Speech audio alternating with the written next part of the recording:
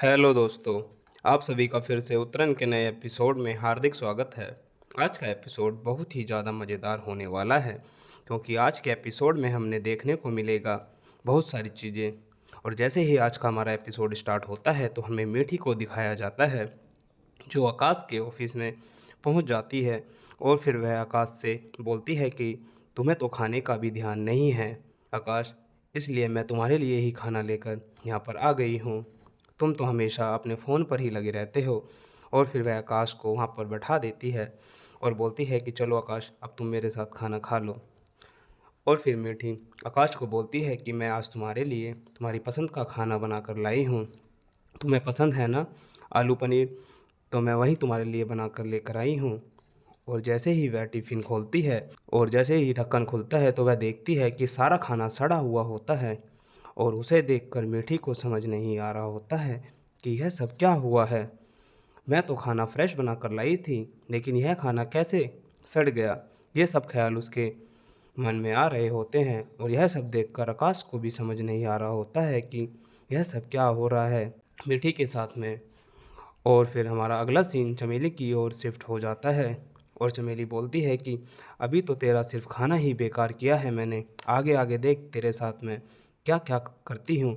और फिर बोलती है कि यह तो गुरु माँ की दी हुई उस पुड़िया का कमाल है। और फिर बोलती है कि मैंने मेरे गुरु माँ की दी हुई इस गुड़िया का कमाल है। और बोलती है कि मेरे ऊपर तो मेरी गुरु माँ की कृपा है, इसलिए मैं तुझे इतना परेशान कर दूंगी कि तू खुद नहीं समझ पाएगी कि तेरे साथ में क्या हो रहा है।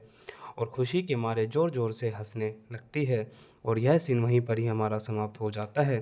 तभी हमें अगले सीन के अंदर विष्णु को दिखाया जाता है जो गाड़ी में बैठकर कहीं जा रहा होता है और वह आकाश को कॉल करता है, लेकिन आकाश उसकी कॉल नहीं उठाता है। और फिर विष्णु बोलता है कि आकाश कहाँ गए, मेरी कॉल अभी तक क्यों नहीं उठा रहे हो।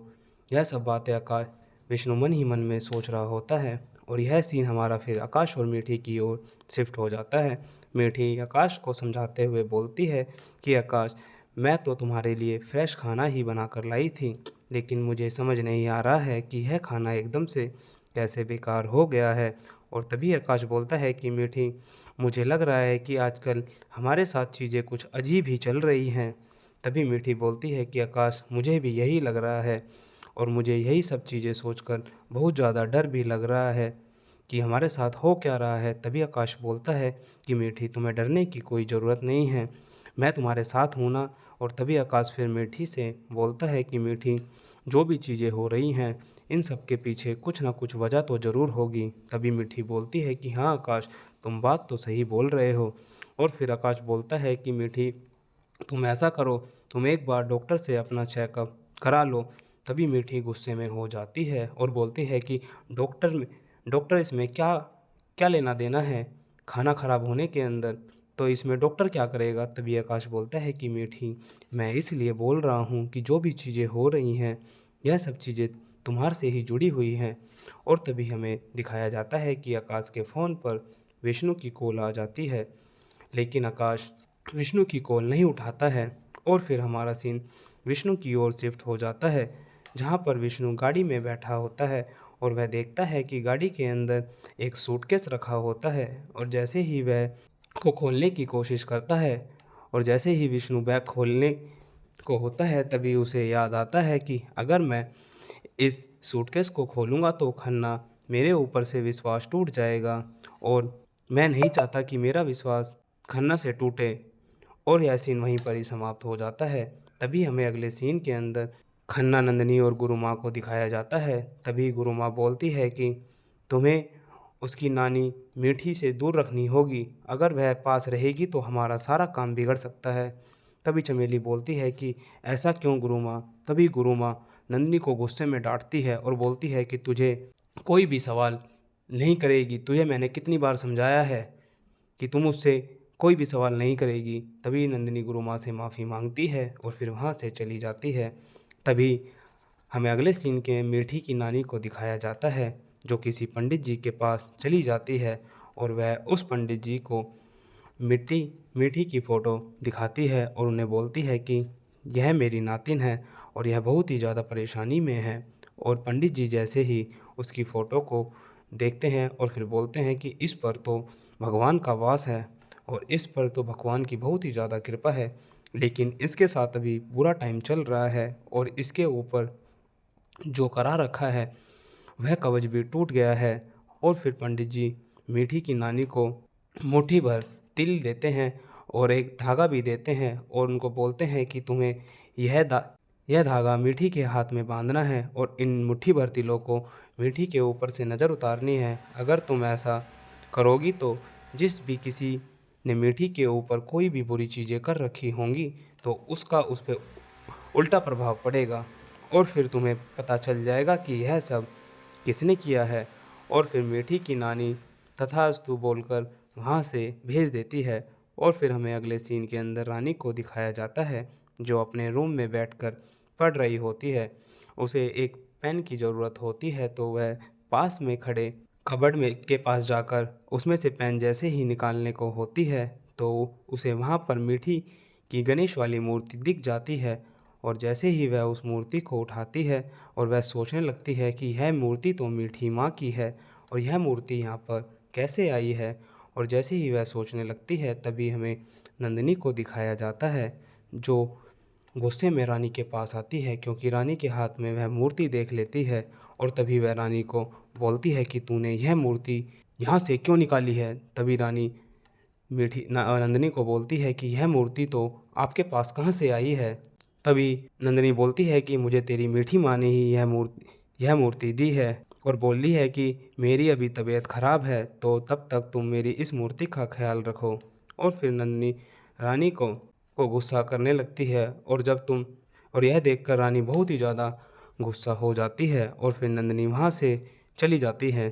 नंदिनी के जाने के बाद रानी गुस्से में बोलती है कि पता नहीं इस चमेली को दिन पर दिन क्या होता जा रहा है, इसको इसको बताओ आजकल बहुत ही बेकार हो रहा है, मुझे खुद समझ नहीं आ रहा है, यह बहुत ही ज़्यादा गुस्सा करती है और बहुत ही गंदी होती जा रही है। यह सब चीज़ें रानी सोचती रहती है और यह सब बातें वह अपने आप को बोल रही होती है। तभी यह सीन हमारा वहीं पर ही समाप्त हो जाता है और अगले सीन में हमें नंदिनी को दिखाया जाता है जो गार्डन में उस मूर्ति को दबा रही होती है और यह सब देखते होते हुए रानी नंदिनी को ऊपर रूम में से देख रही होती है और बोलती है कि यह चमेली क्या कर रही है, यह तो मीठी माँ की दी हुई मूर्ति को ज़मीन में क्यों दबा रही है।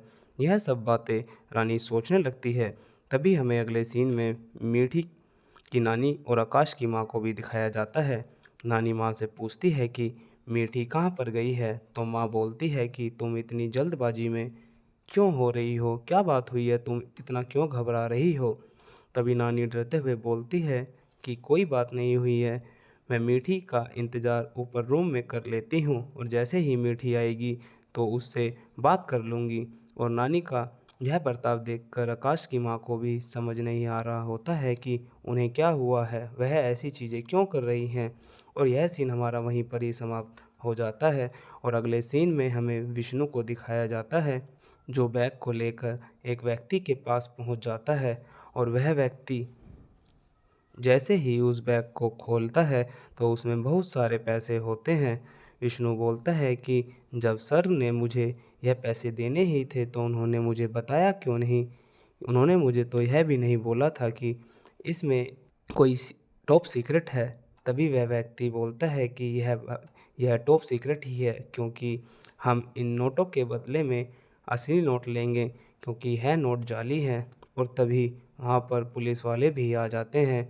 वह सबको बोलते हैं कि हम सब ने तुमको पकड़ लिया है, कोई भी भागने की कोशिश मत करना, नहीं तो हम तुम्हें गोली मार देंगे। और विष्णु पुलिस वालों को बोलता है कि सर इसमें मेरी कोई भी गलती नहीं है, मुझे तो यह बैग मेरे बॉस ने दिया है और मुझे तो यह भी नहीं पता था कि इस बैग के अंदर क्या है।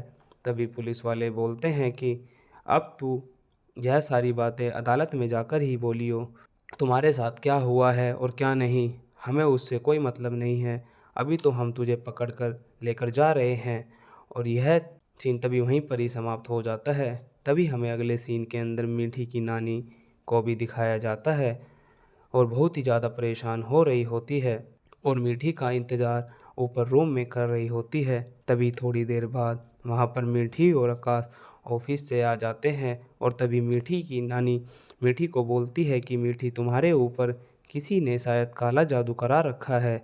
तभी मीठी बोलती है कि माँ तुम यह कैसी अंधविश्वास वाली बातें कर रही हो? मैं इन सब चीज़ों में विश्वास बिल्कुल भी नहीं करती हूँ। और यह बोलकर मीठी वहाँ से रूम में से चली जाती है और तभी हमें अगले सीन में मीठी को दिखाया जाता है जो अपने रूम में होती है और उसी रूम के अंदर मीठी की नानी, आकाश सभी होते हैं और तभी आकाश की माँ भी बोलती है कि मैं तो तुझको पहले ही बोला था ना कि इसके ऊपर कुछ ना कुछ बुरी आत्मा का साया है आकाश, और इस पर किसी न किसी ने कुछ काला जादू टोना ही करा हुआ है।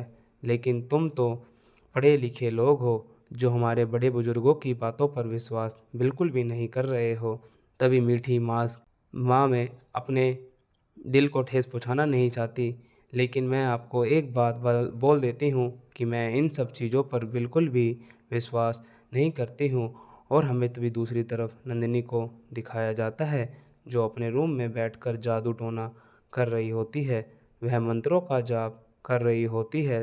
तभी दूसरी ओर हमें मीठी की नानी को भी दिखाया जाता है जो बोलती है कि मुझे पंडित जी ने सफ़ेद तिल दिए हैं और एक धागा भी दिया है, मुझे बस तुम अपनी इन तिलों से नज़र उतारने दो और यह धागे को अपने ऊपर अपने हाथ में बांधने दो। तभी मीठी बोलती है कि आपको पता है ना कि नानी नानी माँ मैं सब चीज़ों पर विश्वास नहीं करती हूँ। तभी दूसरी तरफ नंदिनी एक गुड़िया हाथ में ले रखी होती है और वह उस गुड़िया के अंदर एक पिन को जैसे ही चुभोती है तो उसका असर हमें सीधा मीठी के ऊपर देखने को मिलता है। और मीठी के साथ खड़े सभी लोग यह देखकर हैरान हो जाते हैं कि मीठी को क्या हुआ है और मीठी से पूछते हैं कि मीठी क्या हुआ है। लेकिन मीठी की तो एकदम जान सी निकल जाती है कि जैसे किसी ने उसके अंदर कुछ खंजर चुभो दिया हो। तभी हमें दूसरी ओर चमेली को दिखाया जाता है जो मंत्रों का जाप करके फिर से एक कील जैसे ही चुभोने को होती है। तभी नानी मीठी को बोलती है कि ठीक है नानी, आप इस धागे को मेरे ऊपर बांध दो, क्योंकि मीठी को भी डर लगने लगता है कि उसके साथ क्या हो रहा है। और जैसे ही धागा नानी बांधती है मीठी को तो यह एपिसोड हमारा वहीं पर ही समाप्त हो जाता है। अगर आपको हमारा आज का एपिसोड अच्छा लगा हो तो आगे के एपिसोड देखने के लिए हमारे चैनल को सब्सक्राइब करें। धन्यवाद।